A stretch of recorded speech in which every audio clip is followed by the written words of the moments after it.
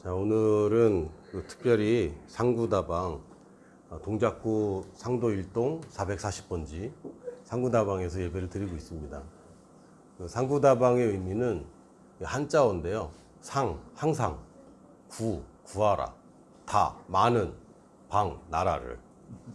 그래서 항상 많은 나라를 구하라 이런 뜻입니다. 그래서 상구, 물론 사장님 이름이 상구이긴 한데 상구라는 이름이 항상 구하라는 뜻이거든요. 그래서 항상 구하는데 더 많은 나라를 구하는 그런 선교적인 카페입니다. 오늘 하나님의 말씀은 같은 장의 두 구절을 찾아볼 텐데요. 먼저 사도행전 24장 5절 말씀을 우리가 찾아서 볼 겁니다. 찾으신 분들은 같이 읽어보겠습니다. 시작. 우리가 보니 이 사람은 전염병 같은 자라 천하에 흩어진 유대인을 다 소요하게 하는 자요 나사렛 이단의 우두머리라. 이 얘기의 배경을 좀 알려면 우리가 그 당시 근동 지방의 지정학적인 위치를 좀 알아야 될 필요가 있는데요.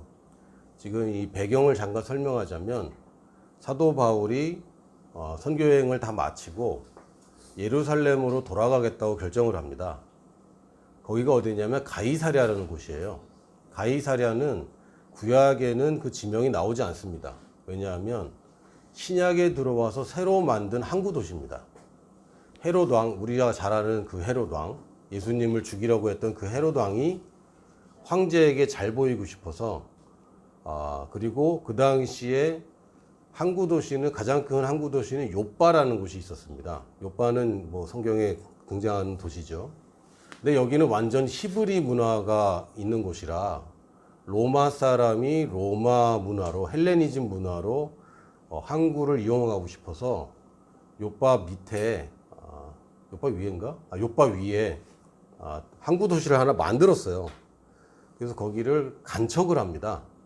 바다를 메꿔 갖고 도시를 하나 만들었는데 그게 바로 가이사랴입니다. 가이사랴는 케사르 아우구스투스, 이제 그 첫 번째 로마 황제죠. 옥타비아누스라고도 하는데 이 사람을 기르기 위해서 케사르, 가이사랴라는 지명을 붙입니다. 그래서 나중에는 사도 바울 시대에는 로마의 총독이 거주하는 예루살렘과 가이사랴를 헤롯 왕은 두 군데를 다 다스렸는데 나중에는 베스도라는 총독이 전체 유대 지방을 다스리는데 총독부가 가이사랴에 있었습니다. 쉽게 얘기하면 여기가 이제 수도가 된 거죠.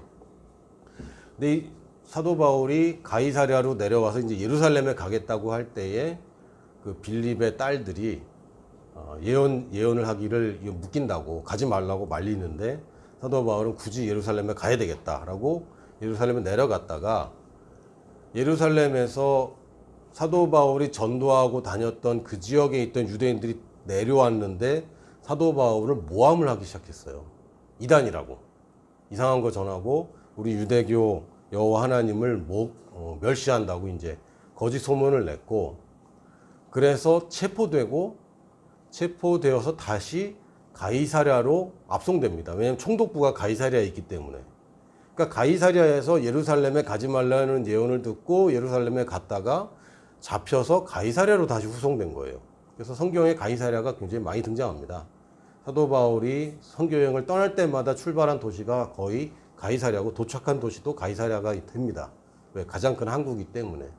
지금 가이사랴 총독부에 왔을 때에 총독을 만나기 전에 유대인들이 고소한 사람들을 닷새를 기다렸고 닷새가 지나서 대제사장과 대제사장의 변호인이 와서 지금 바울을 고소하는 장면인데 이 고소하는 사람이 바울을 가리켜 뭐라 그러냐면 전염병 같은 자라고 그랬어요.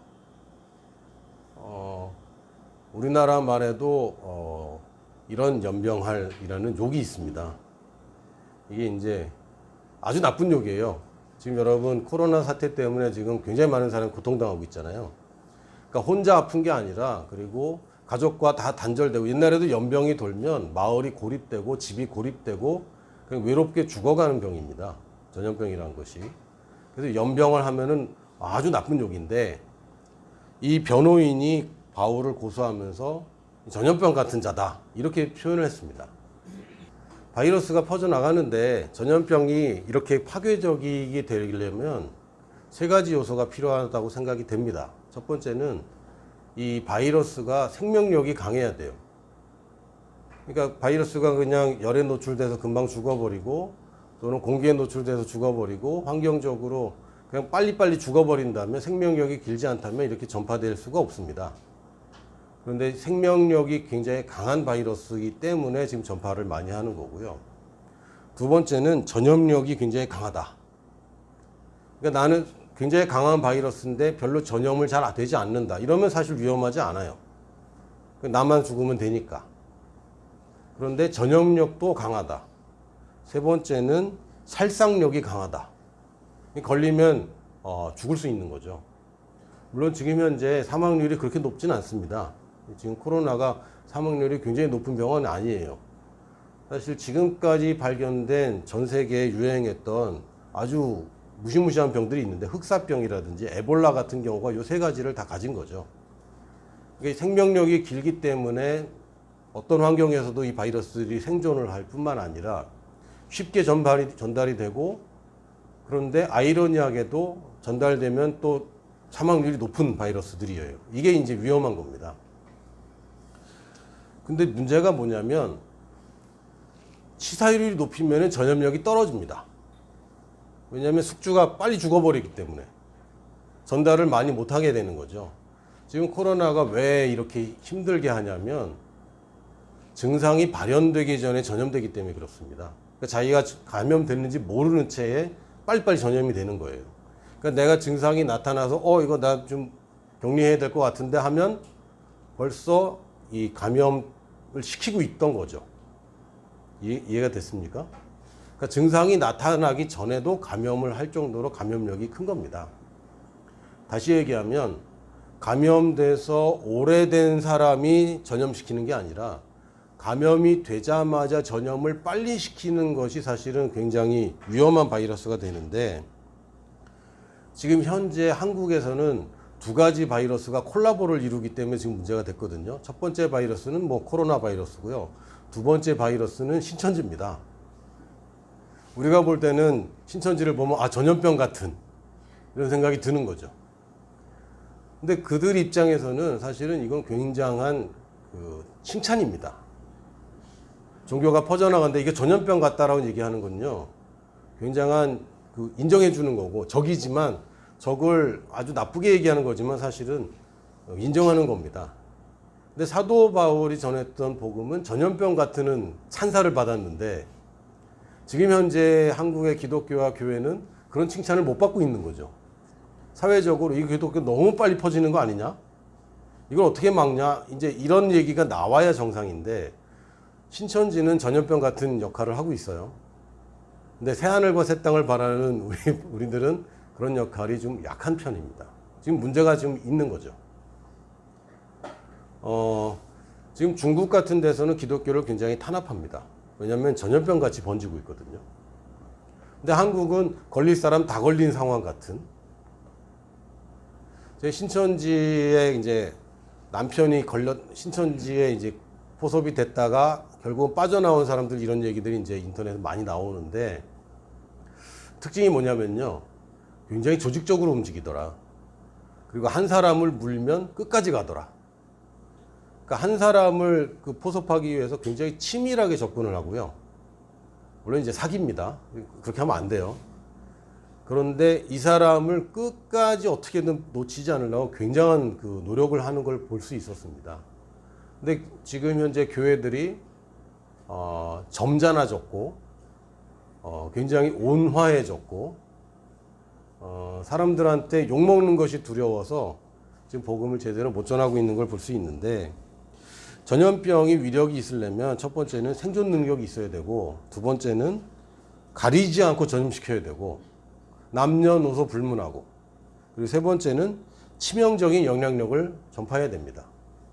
우리 기독교가 놓치고 있는, 우리 교회가, 우리 크리스찬들이 놓치고 있는 세 가지 성질이 이런 것 같습니다. 근데 사도행전 24장에 이제 바울이 변론을 시작하고, 내가 지금 잘못된 걸 얘기한 게 아니라 이 사람들이 거짓말을 하고 있고, 내가 실제로 문제가 되는 건 부활이 있고 없고 이거 가지고 저 사람들이 자꾸 이런다라고 얘기하는데 이 총독인 베스도가 이 바울의 말을 귀담아 듣습니다. 근데 25절에 보니까 이렇게 얘기해요. 바울이 의와 절제와 장차 오는 심판을 강론하니 베스도가 아니네. 미안합니다. 벨릭스였네요. 벨릭스가 두려워하여 대답하되 지금은 가라. 내가 틈이 있으면 너를 부르리라 하고 총독인 벨릭스에게 복음을 전했는데 벨릭스는 그것을 받아들이지 못합니다. 두려워했다고 그랬는데 보통 우리가 복음 하면은 예수 그리스도의 탄생, 고난, 그리고 부활, 그래서 우리가 어떻게 되었는지 요거를 보통 복음이라고 정리를 하는데 여기 사도행전에서는 바울이 전달한 강론한 내용을 조금 다른 시각으로 정리를 했습니다. 세 가지로 정리를 했는데 첫 번째는 righteousness를 가르쳤다. 두 번째는 절제를 가르쳤다. 세 번째는 장차 오는 심판을 가르쳤다. 이렇게 얘기합니다. 그러니까 예수님 믿고 구원 받으세요. 요 정도가 아니라 물론 이제 급하면은 예수 천당 불신지옥밖에 될 수 없겠지만 시간이 좀 있었기 때문에 기독교의 본질, 이 복음의 본질에 대해서 세 분야를 가르쳤다고 기록하고 있습니다. 첫 번째는 의입니다. 의는 righteousness, 올바른 상태를 얘기하는 것이고 내가 의 상태에 있는 것. 다시 얘기하면 내가 누구인지, 우리가 늘 얘기하는 내가 누구인가에 관한 것입니다. 나의 본성에 관한 것, 나의 생명에 관한 것. 행위로 의로워질 수 없지만 본질상 내가 의가 되어버린 이 사실을 가르친 겁니다. 두 번째는 절제를 얘기했는데요. 절제는 영어로 self control입니다. 내가 나 스스로를 절제하는 것. 예전에 마틴 루터를 통해서 종교개혁이 시작됐고 이신칭의, 즉 믿음으로 구원받는 것, 믿음으로 의롭게 받는 것에 관한 것만 가지고 마틴 루터와 존 켈빈과 쯔빙글리 등 많은 개혁자들이 그거 가지고만 싸웠습니다. 근데 그러다 보니까 뭐가 부족했냐면 야 그러면 예수님 믿는다고 말만 하고 죄 지어도 구원받는 거야? 뭐 이론상은 그런데 근데 우리 그렇게 살아도 되는 거야? 이제 이런 각성이 생긴 거죠. 여기서 성결 운동이 벌어지게 됩니다. 사실상 우리가 새로운 피조물에 관해서 얘기하고 믿음의 말씀에 관해서 얘기할 때 제일 많이 듣는 그 오해가 뭐냐면 너희들은 맨날 부유함만 추구하고 너희들은 맨날 건강만 추구하고 이 기복신앙하고 다를 게 뭐냐라고 얘기를 합니다. 근데 저희들이 억울한 부분도 있지만 사실상 겉으로 볼 때는 그런 오해가 생길 수밖에 없는 거예요. 왜냐하면 절제가 없기 때문에. 우리가 할 수 있지만 하지 않는 것이 이 말씀 안에 포함되어 있고 바울이 지금 이 불신자 총독을 가르칠 때 이것도 가르치는 겁니다. 그러니까 다 괜찮아. 예수님 믿고 복 받으면 되는 거야 라고만 얘기하는 게 아니라 지금 초신자한테 얘기하는 겁니다. 초신자한테. 복음을 전할 때의 의의가 무엇인지, 그리스도인의 본성이 어떻게 변할 수 있는지, 행위가 아닌 믿음으로 어떤 사람이 될 수 있는지를 가르칠 뿐만 아니라 또한 어떻게 살아야 되는지까지 가르치고 있습니다. 우리가 생명을 가진 것도 중요하지만 사실 이 땅의 삶도 중요합니다. 내가 예수님 믿고 구원받았어. 그래서 이제는 나는 모든 것을 할 수 있어. 맞는 얘기 같지만 사실은 우리가 마음대로 하는 것은 우리가 거절하는 겁니다. 이게 절제입니다. 내가 할 수 있어요. 내가 해도 됩니다. 그러나 그걸 하지 않고 또 안 해도 돼요. 그러나 그것을 하는 겁니다. 왜요? 내가 받은 은혜가 크기 때문에 나를 구원하신 예수님을 사랑하기 때문에 내가 하지 않아도 되지만 하는 것이고 할 수 있지만 안 할 수 있게 되는 겁니다. 그래서 사도 바울은 유대인을 만나면 유대인처럼 하고 헬라인을 만나면 헬라인처럼 했습니다. 왜냐하면 오직 복음을 위해서. 이 절제된 삶입니다. 그래서 교회에서 절제에 관한 것을 가르쳐야 됩니다. 그냥 자유해. 아닙니다. 성경을 보니까 의 상태만 가르친 게 아니라 절제라는 삶의 모양도 초신자도 아니고 지금 불신자에게 그걸 가르치는 걸 볼 수 있고요. 세 번째는 장차 오는 심판을 얘기했다고 그랬습니다. 장차 오는 심판, 예수님 오시면 이제 세상이 끝나고 우리는 심판받아. 이 얘기만 생각하면 안 되고요. 마태복음 24장 14절에 이 천국 복음이 모든 민족에게 증언되기 위하여 온 세상에 전파되리니 그제야 끝이 오리라. 마지막 심판 얘기는 사실은 선교에 관한 얘기입니다. 모든 민족의 복음이 증거되어야 그제야 끝이 오는 것이기 때문에 마지막 심판은 결국은 이방인에게까지 복음이 전달되어야 된다는 미션을 관한 얘기고, 사도 바울은 지금 그 얘기를 불신자에게 복음을 전하면서 이걸 하고 있는 거예요. 그러니까 우리가 생각하는 거랑 좀 많이 다릅니다. 우리들은 여전히 착각하는 것 중에 하나가, 나는 뭐 교회 다닌 지 얼마 안 돼서, 또는 예수님 믿은 지 얼마 안 되는 사람이기 때문에 잘 몰라. 그래서 기초부터, 근데 기초에 이 세 가지가 다 들어가 있는 걸 볼 수 있어요. 가만 보니까 이렇게 사도 바울처럼 처음부터 강력한 복음, 처음부터 전파력 있는 복음, 처음부터 치명적인 복음을 전할 때에 이것이 전염병 같은 역할을 하는데, 우리가 이 단계를 너무 넓혀놓은 것을 볼 수 있습니다.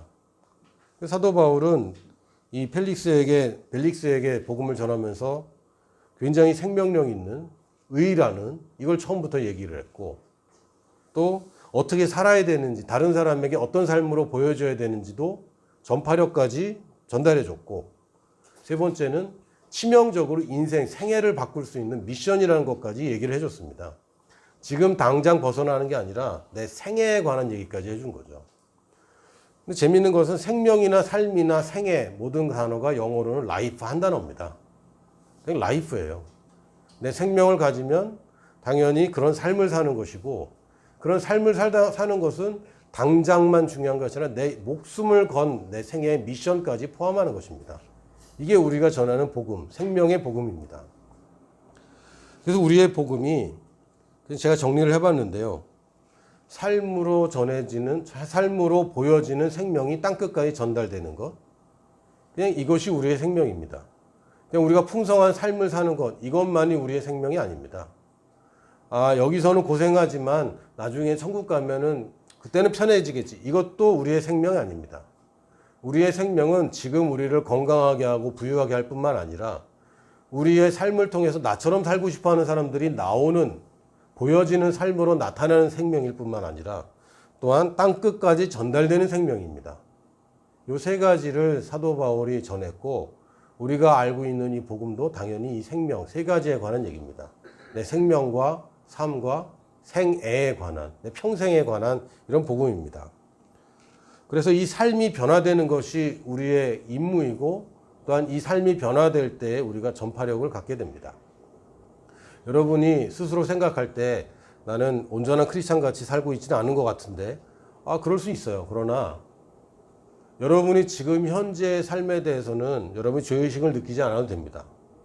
그러나 내일도 똑같고, 다음 주도 똑같고, 한 달도 똑같고, 내년에도 똑같은 삶을 살고 있다면, 그 수준에 살고 있다면 그것은 여러분들이 뭔가 실수하고 있는 것입니다. 성장하지 않고 번식하지 않은 생명은 더 이상 생명이 아닙니다. 성장만 하고 번식 못하는 것도 문제가 있는 것이고, 성장하지 않는데 번식만 하는 것도 사실은 문제가 있는 겁니다. 나는 성장할 뿐만 아니라 번식을 하고, 번식을 할 때 올바른 열매로 번식을 하는 것이지, 쓸모없는 열매를 맺는 것도 우리의 삶은 아닙니다. 우리에게는 방향성이 있는데 이것을 우리는 미션이라고 부릅니다. 그래서 복음 전파라는 말보다, 복음 전파는 복음을 전달한다는 얘기인데요. 사실 복음이란 말에 전파도 들어있습니다. 왜? 뉴스기 때문에. 그런데 사람들은 복음하면 그냥 좋은 이야기라고만 생각하는데, 사실상 용어를 좀 바꿀 필요가 있습니다. 우리가 전달하는 것은 복음 전파가 아니라 복음 전파를 전파해야 됩니다. 그러니까 복음을 전파한다는 얘기만 할 게 아니라 복음 전파를 전파한다고 얘기해야 됩니다. 언제부터? 처음부터 이 사람에게, 우리가 불신자에게 전달을 할 때, 복음을 전할 때, 네가 구원받을 수 있을 뿐만 아니라, 구원받는 삶을 즐길 수 있을 뿐만 아니라, 내가 다른 사람에게 이 구원을 전달할 수 있고, 이 사람이 복음 전파의 위대한 일꾼이 될 수 있다는 것을 제시해 줘야 됩니다. 이게 복음인 거죠. 그래서 그냥 너는 구원받을 수 있어, 요거는 불완전한 복음이고요.